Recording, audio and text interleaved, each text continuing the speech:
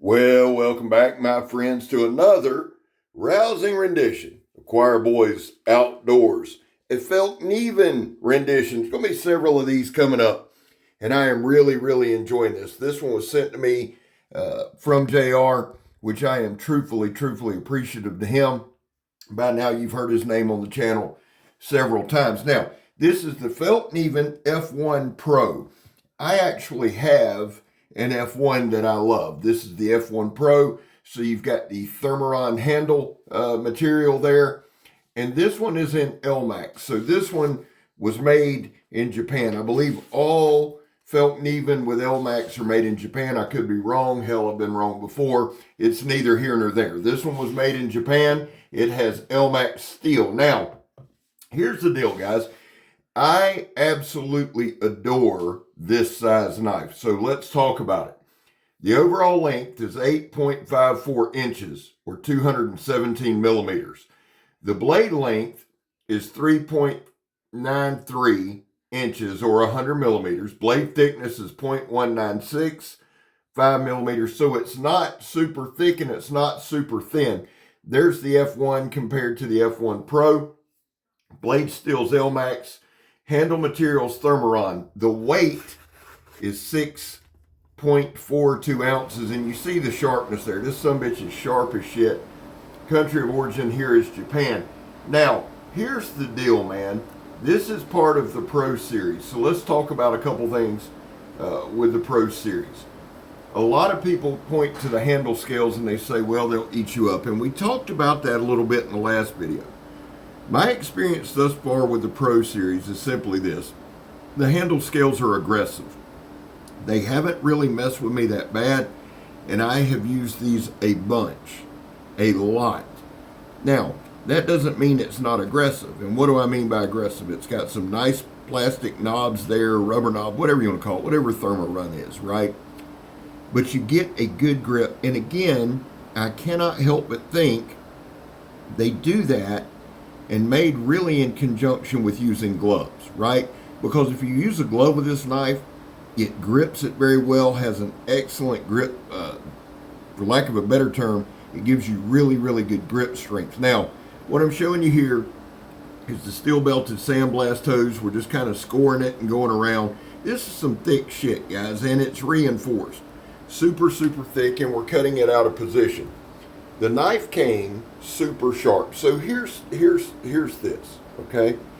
Every Fallkniven that I have been able to test, demonstrate, review, whatever the hell you want to call it, has all been super sharp. Their sharpness is spot on. And from what I've seen, their heat treat is spot on. I've had very little damage, and we go hard. Now, we don't do destructive testing. We don't do anything like that. We do hard use, not abuse. I like pushing the knife without trying to break the knife, if that makes sense. And here's the deal. When you have a well-established brand, such as Fallkniven, when you've had so many channels doing videos on Fallkniven, the deal is this. I'm not here to show you how tough it is. Because here's the thing. If I snap this sumbitch, does that mean it's a bad knife? No. It means it's probably a one-off. So I'm not even going to try. What I wanted to do with this video was take it to work and use it as a cutting tool. And as a cutting tool, it is absolutely phenomenal. Now, Fallkniven has a very interesting sheath. You know, it's Kydexy plasticky, but they do a good job with it. Most of the time it comes with a nylon belt loop. I'm going to be real honest with you, and I'm sure you can get them, but for the Fallkniven brand, a leather sheath would just be dope. I understand why they do it. I'm not against it.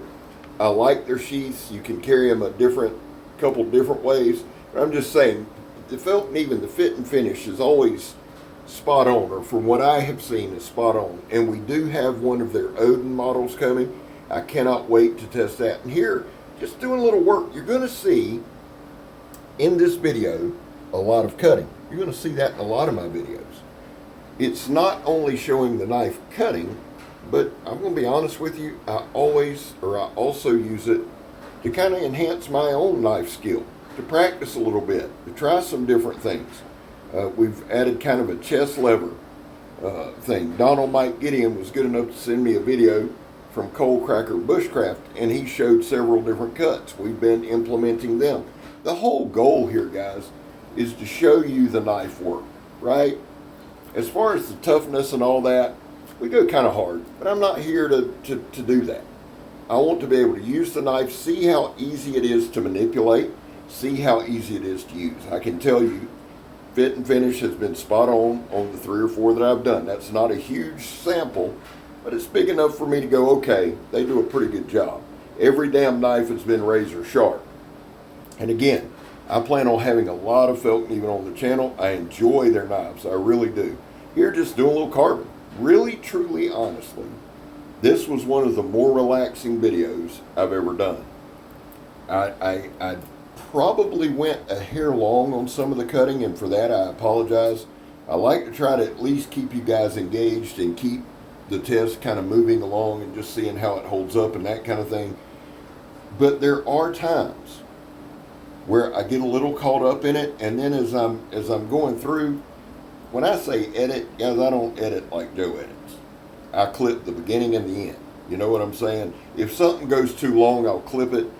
But as I was kind of going through this one, I thought, you know what? I'm going to leave it as it stands because it shows the amount of cutting we did. Now, right here, of course, I'm going to do, I can't remember where exactly it is. Let's see if we can figure it out. But somewhere in here, when I pull the knife out, it kind of bounces, hits my thumb, and puts a little half-centimeter cut on my thumb. Not just a paper cut, but I bleed like a stuck pig. You got to love that.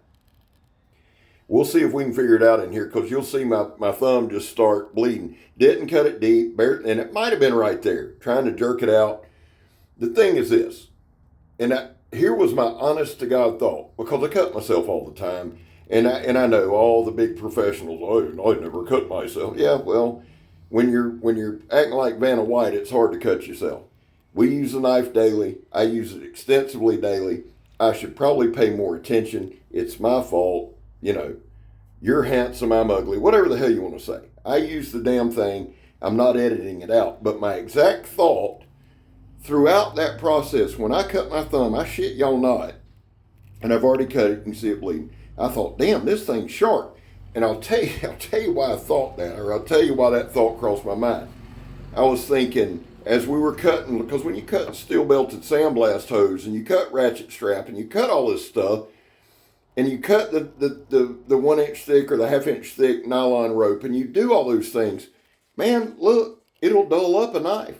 We do enough, in my opinion, I do about as much cutting in a video as you would typically do in a couple of camping trips. I do a shit ton of cutting. So to wear the edge down is pretty standard. Really, at least wear it down to where it's not hair popping razor sharp. But when I bump my thumb, and that's all I did, you can go back and slow it down, it's sharp. So I said all that to say, damn thing's sharp. Handle's very good, no shock in the handle. This is a piece of soft pine. That's exactly what it is, but I thought it'd be a great way. Again, there's a ton of channels who's beat the shit out of these, and I'm sure as we go through them, we'll hammer them pretty good.